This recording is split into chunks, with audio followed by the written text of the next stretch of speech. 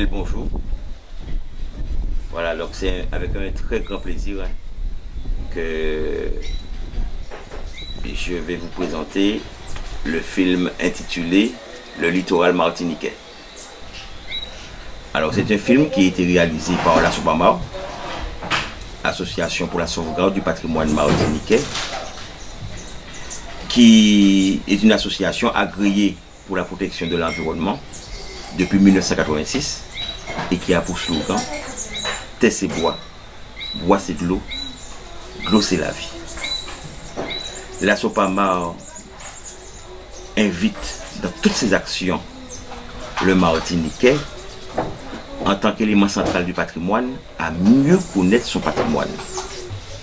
La SOPAMA dans toutes ses actions invite le Martiniquais en tant qu'élément central du patrimoine à mieux connaître son patrimoine, ses écosystèmes, sa biodiversité, toutes ses ressources culturelles et identitaires, de façon à valoriser durablement ce patrimoine, vivre en harmonie avec ce patrimoine et surtout, bien sûr, protéger ce patrimoine de tous les pillages, de toutes les pollutions de toutes sortes. Ce film a pour objectif de mieux faire connaître le littoral, ses atouts, son rôle, sa place. Bref, à créer une prise de conscience sur la menace qui pèse sur ce littoral et surtout convaincre les Martiniquais de l'impérieuse nécessité qu'il y a lieu de protéger ce littoral. Alors, le littoral comporte plusieurs définitions. Parmi ces définitions, je peux dire que le littoral, c'est une bande de terre située en bordure de mer, dont l'étude nécessite l'étude de tous les composants terrestres et marins qui la composent. Alors, le littoral en Martinique est composé essentiellement de 4 entités physiques. Les espaces sablonneux, que sont les plages, les gisements exploités par les carriers. C'est aussi les espaces vaseux et marécageux, que sont les zones humides, et aussi toutes les mangroves, c'est ça. Et il y a aussi les embouchures de rivières et bien sûr les falaises. Pour sa position et sa diversité écosystémique, le littoral joue un rôle fondamental au niveau de la protection et de la reproduction, à savoir protection contre les prédateurs, protection contre la pollution et bien sûr protection contre tous les aléas climatiques, les tempêtes, les cyclones, tout ça. Donc un rôle très important, un rôle de protection, mais aussi un rôle de reproduction, parce que il est dit du littoral que c'est du littoral que sort la vie.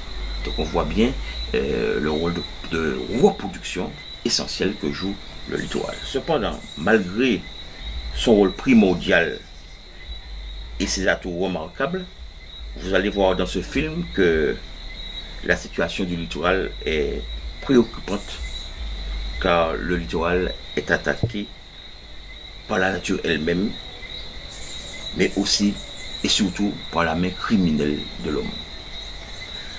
Afin d'arrêter ou de ralentir ces exactions, il y a bien sûr la loi littorale qui encadre l'aménagement de la côte pour la protéger des spéculations immobilières.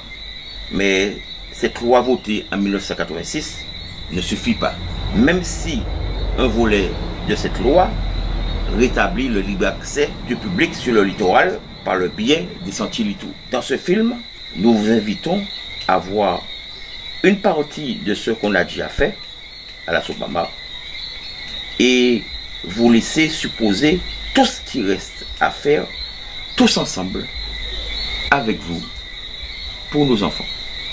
Bon film.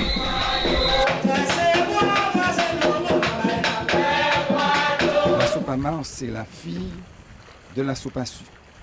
Alors, la Sopasu naît de la jonction de ce qui s'est passé en 1974 ici même, parce qu'il y avait un grand projet appelé Projet Azatama, avec une grosse mobilisation de tous les Martiniquais pour défendre ce site. Et ensuite, il y a eu sur Sainte-Anne à Crèvecoeur une mobilisation des Sainte-Annais sur un petit site parce qu'on voulait y installer un grand barrage du même acabit de celui de la Manzo. Et Rivière-Salée, comme vient de dire Pascal, la mangrove. Donc ces 3 points constituent l'essence même de la Sopasu. Et la Sopasu devient une association, et loi 1901, dont le président est à l'époque un jeune agriculteur qui s'appelle Alain Théodose.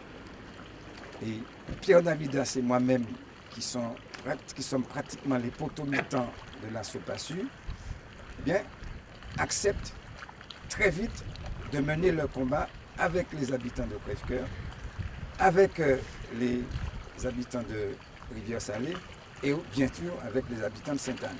Alors, donc on circonscrit la Sopasu à ce niveau-là. C'est pourquoi on a appelé Association de sauvegarde du patrimoine du Sud. Mais il se trouve que très vite nous sommes dépassés. La demande est forte en Martinique. La sensibilité est très forte parce que ceux-là même qui, en 1974, avaient impulsé ici la défense des Salines, bien, étaient pratiquement moribonds et ils nous suppliaient de prendre à bras le corps l'ensemble du combat.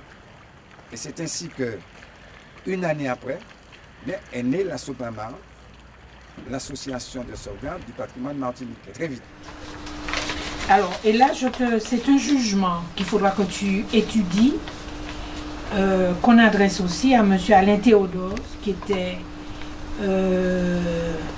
président de la Sopamar, et concernant la République, le préfet, commissaire, c'est des années, c'est le jugement, je ne trouve pas de date, oui, le tribunal du 8 juin 1982. Alors, je ne sais pas sur quoi portait, quoi qui sait lire facilement au camp. Oui, alors. Ça portait sur quoi? Alors, ça dit que les requêtes sont jointes, l'arrêté, il n'y a pas lieu de statuer sur la demande de ceci-exécution de l'arrêté. Pourquoi?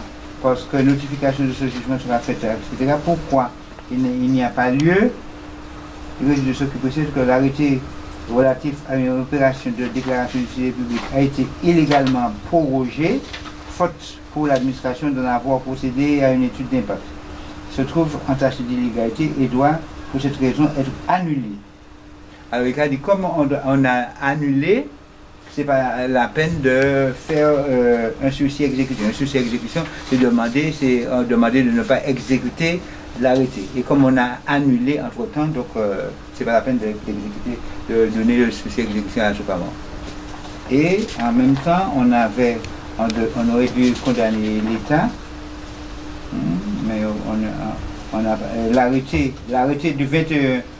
du 21 décembre 81 qui avait ordonné le barrage de Crèvecoeur a été annulé et par conséquent tout ce qui a lieu, on n'a pas besoin de statut sur la demande. Après un an de combat, oui, c'est bon.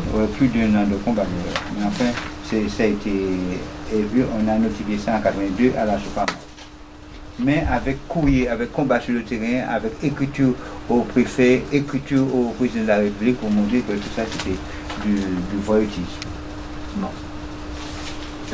Pascal, je vais te donner un document précieux. C'est un extrait du journal officiel de la République française, 8 juin 1984. Qui dit que la Sopasu change de nom et devient Association de sauvegarde du patrimoine martiniquais à Sopamar. Ça c'est en 84. À Sopasu, c'est Association de sauvegarde du patrimoine du Sud. Oui, du Sud. Oui. Alors là, on a le document officiel qui dit que la Sopamar, la Sopasu n'existe plus, mais c'est la Sopamar. Journal officiel République française. C'est la même association, mais c'est la nomination qui est différente. Qui change.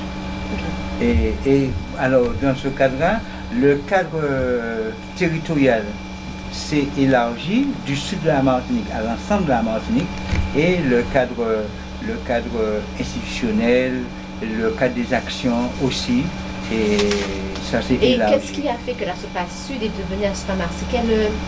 Quel combat qui a fait que c'est passé de... Parce que en définitive, les statuts que nous avions nous cantonnaient à la lutte dans le sud de la Martinique. Le sud comprenait quelle commune? Le Ducos, Rivière-Salée, François? Rivière-Salée, François, tout le sud. Bon. Et chaque fois que nous allions au tribunal pour une action qui concernait le nord, par exemple, ou le centre ou Fort-de-France, on nous disait vous n'avez pas... Vous n'êtes pas habilité à le faire, vous n'avez pas qualité à le faire. Et c'est pourquoi la SOPAMA a estimé pour légitimer, il a fait une action légitime, mais pour que ce soit reconnu par les autorités françaises, que nous prenions, que nous changions le nom, que nous apprenons à SOPAMA.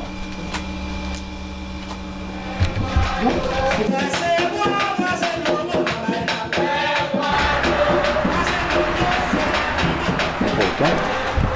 Alors la Pointe Borgnesse, un site naturel protégé aujourd'hui, mais qui était en danger de destruction. Il a fallu à peu près 10 ans de bataille ferme de la SOPAMA pour enfin aboutir à la préservation de ce site. Et le Conservatoire des espaces littoraux et des rivages lacustres le gère actuellement, l'a acheté et donc c'est un site protégé. Et ça fait un peu nous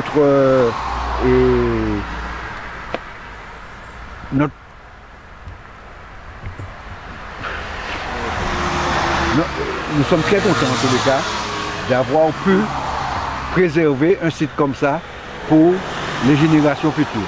Alors aujourd'hui nous n'aurons pas le temps d'aller à la plage, mais je crois que tu as déjà des images. Mais c'est une plage formidable et protégée, et on y accède uniquement à pied. Et ça, justement, permet la protection. Tu peux prendre la barrière qui protège l'entrée. Et nous avons gagné au tribunal, et le maire du Marin est allé jusqu'en Conseil d'État, et malgré ça, et lors de l'élaboration du SAR en 1996, eh bien, le maire est revenu à la charge et a fait mettre la destruction de ce site pour faire un hôtel dans l'annexe du SAR. Et il a fallu que ce soit le Conseil d'État qui demande d'enlever. Là, nous avons gagné définitivement. Parce que le Conseil d'État est intervenu. Mais le Conseil d'État intervient aussi en contresens aussi. Oui, mais là, il est intervenu parce que nous avions des arguments forts. Et puis aussi, il n'y a pas que le Conseil d'État, parce qu'ils avaient déjà commencé à détruire. Hein. C'est la mobilisation sur place qui a fait que les tracteurs sont partis. Hein. Ah oui, je veux dire, hein, les tracteurs étaient déjà en mouvement, et puis pour commencer à défricher, et nous sommes arrivés et nous avons demandé aux tracteurs de partir, et ils ont hésité un peu, et très vite ils ont compris qu'il ne fallait pas qu'ils restent là. Hein. La mobilisation était solide aussi sur ça. Hein. Voilà. L'Office du tourisme du Marin met sur ses fascicules de présentation ce site comme un point d'attraction, d'attractivité de la ville, produit d'appel de la ville. Donc aujourd'hui, ils utilisent avec raison ce patrimoine obtenu après bien des luttes de la SOPAMA comme attrait touristique, mais le week-end il faut voir le nombre de personnes qui viennent ici, que ce soit des Martiniquais ou des gens venus de l'extérieur. C'est devenu et des gens aussi viennent beaucoup nager avec, on voit d'ailleurs le touriste qui arrive avec des palmes, etc. parce que c'est un lieu poissonneux, extrêmement poissonneux. Et donc les gens viennent faire de la pêche au harpon, etc.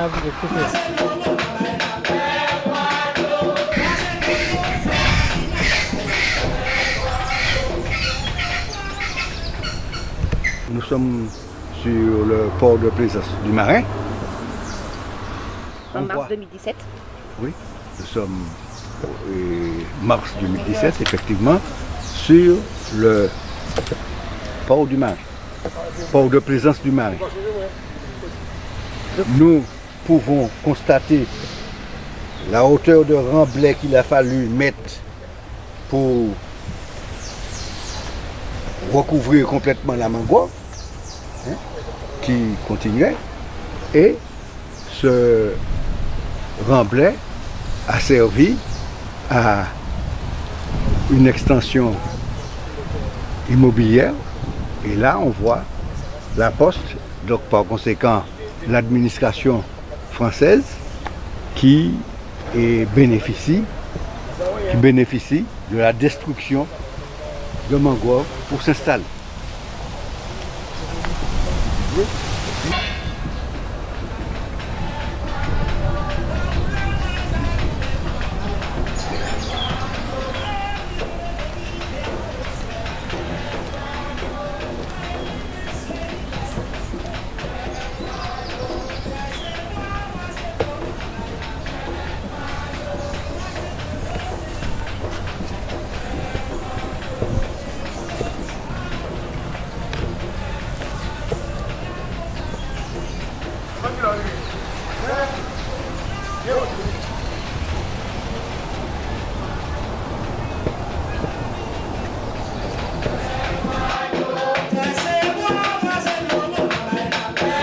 Placer les décharges de mangrove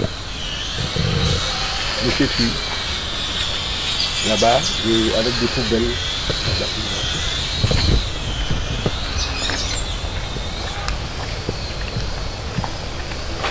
Même pas une déchetterie, c'est une case à poubelle. Voilà. Regarde, les hydrocarbures qui va à l'hydrocarbure.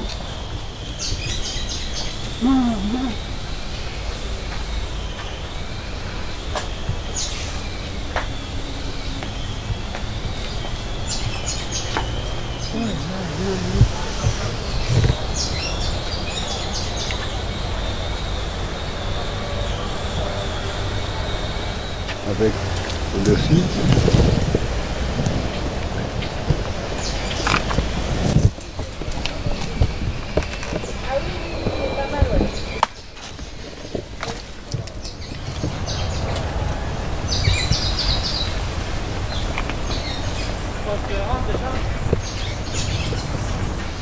donc on est sur toujours la marina du Marin et c'est impressionnant de voir le dépotoir qu'il y a ici. Alors le dépotoir directement dans la mangrove ou bien à côté comme tout à l'heure.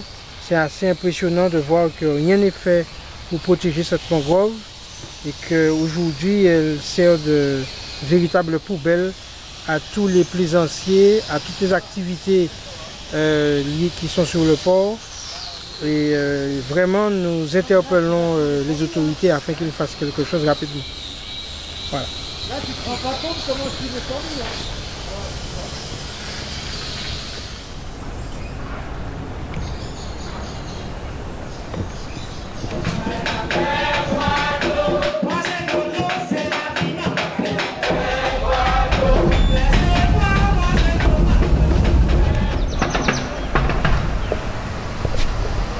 Alors ici, c'est la rivière Manuel, au Marin. Et donc la rivière Manuel serpentait dans la mangrove. Et faisait des méandres qui permettaient aux sédiments de se reposer entre les racines des mangues, ce qui évitait l'encombrement de la mer en bas. Mais qu'est-ce qui s'est fait? C'est que M. de Lucie, à l'époque, avait fait et dévié la rivière Manuel et avait supprimé tous les méandres et a fait en ligne directe dans la mer, ce qui fait que, bon, ben, quelque temps après, eh ben, la mer était complètement envasée. Il a fallu draguer. Et pour draguer, vous savez à qui est-ce que l'on a donné 3 millions pour draguer? À M. de Lucie à nouveau. Donc par conséquent, ce n'est pas d'euros. Et ce n'est pas les pollueurs payeurs, ce sont les pollueurs récompensés. Toujours. On ne peut pas voir là, mais on voit bien qu'elle descend tout droit dans la mer et il n'y a pas de méandre, donc il n'y a pas de dépôt des sédiments et pendant le parcours, quoi. Alors ici aussi on peut remarquer que l'on a commencé par mettre de grosses masses de béton pour retenir la terre, on a rempli par-dessus et ça a permis de gagner du terrain pour tout Altimer. Comme ça qu'ils appellent ça, zone d'activité, mais on voit bien comment la mangrove a été pionnier inquiet sur moyen, justement on va y aller, il y a des garages de mécanique auto et il me semble que tout le résidu tombe directement dans la mangrove. Dossier Port de Plaisance. Soit le prochain numéro. Port de Plaisance du Marais.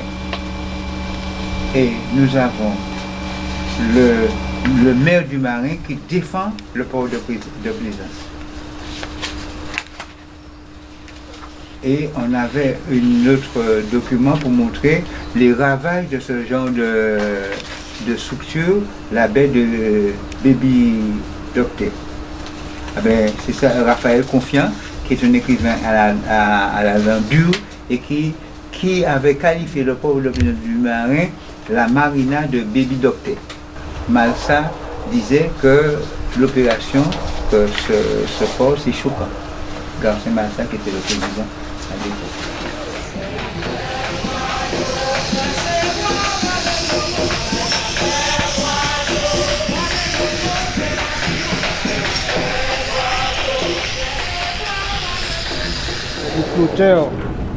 Les flotteurs qui se détachent des embarcations vont directement dans la mangrove.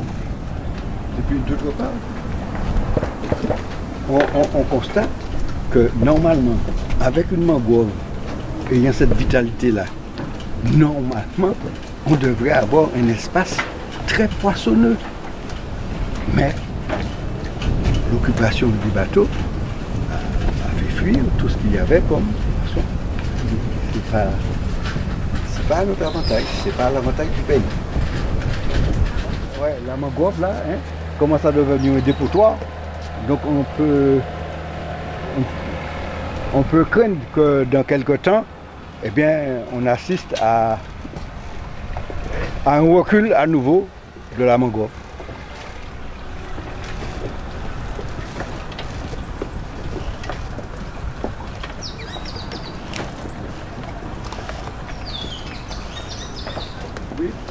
On voit que des bateaux à n'en plus finir, mais qu'est-ce que ça leur rapporte pour les Martiniquais? Un développement de ce genre, c'est un mal développement. Un développement qui profite à d'autres, mais pas aux Martiniquais.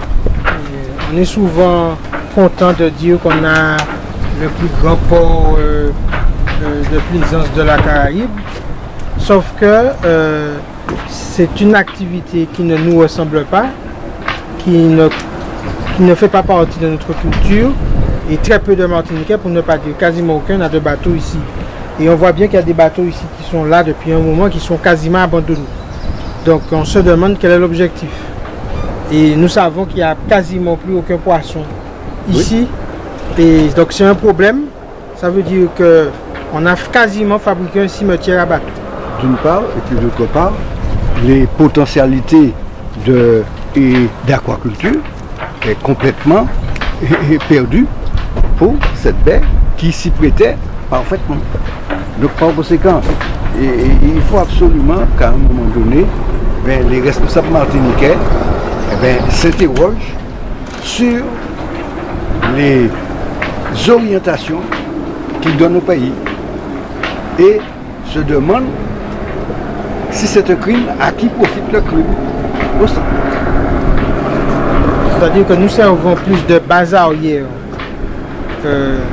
à des gens qui préfèrent laisser leur bateau ici, ou qui n'ont plus de place pour les mettre d'ailleurs sur Marseille ou d'autres ports directement français, mais il n'y a pas véritablement d'activité liée justement à cette marina-là.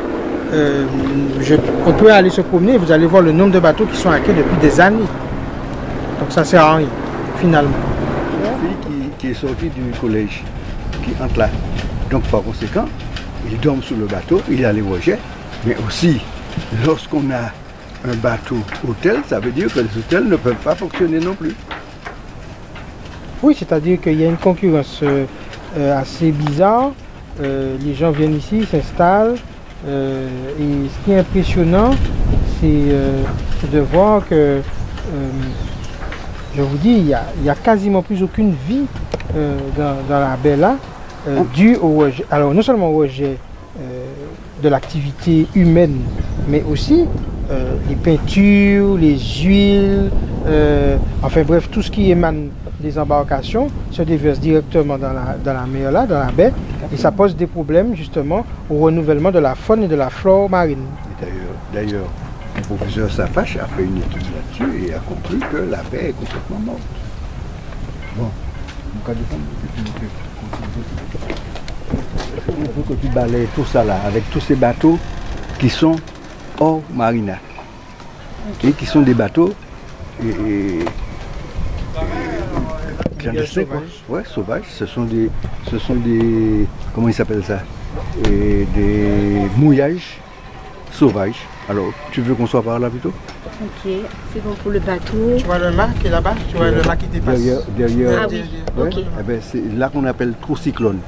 Et il y a aussi une occupation permanente de cet espace aussi de manière sauvage, hein, alors qu'il y a des arrêtés municipaux qui sont pris pour demander de faire sortir ces bateaux-là, mais le préfet et les autorités de la mer ne mettent pas en application. Parce que si on a déjà une marina de cette dimension, il faut qu'on puisse dire à un moment, non, on ne peut pas en recevoir d'autres. Et si on ne peut pas en recevoir d'autres, eh on ne peut pas venir. Donc ces mouillages sauvages doivent arrêter, sinon il n'y a plus moyen de bénéficier de la mer pour tout chacun. Et maintenant tout le monde parle de protection du littoral. Et on a cette marina qui est quand même là. Un écocide.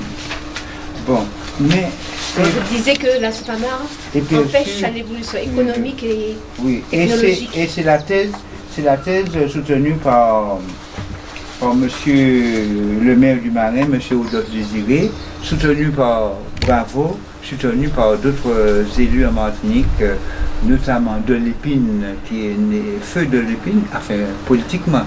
C'était aussi la thèse soutenue par l'ancien maire du François, qui s'appelle Van Ajourou. Bon, mais aujourd'hui, tous officiellement disent heureusement qu'il y a la Sopamar. Ils reconnaissent le travail que la Sopamar a fait.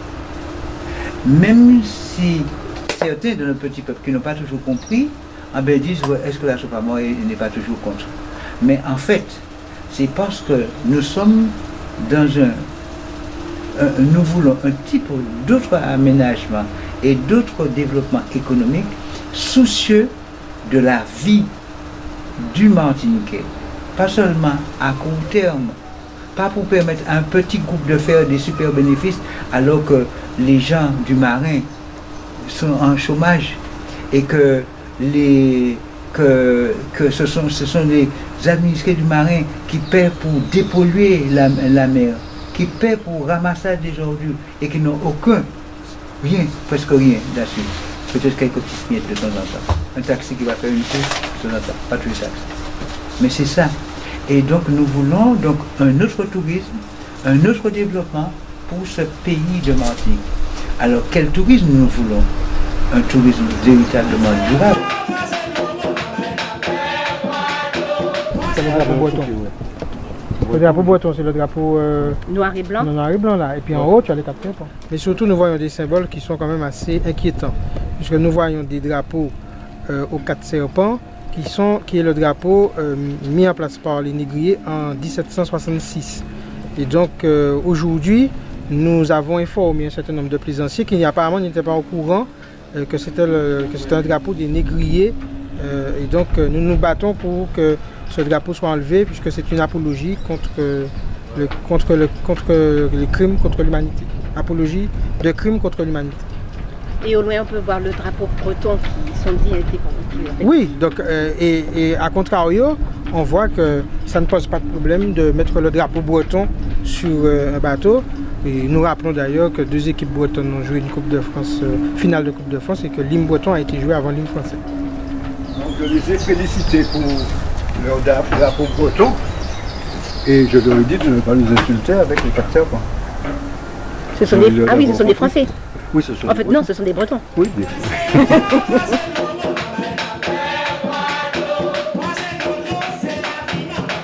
Il y a une intention de Belgique et en bas. Mais non, qui n'ont pas là, ils là-bas là. Les temps-abricots. Les temps-abricots. Il y a les Français, les pays de 855 000 mètres.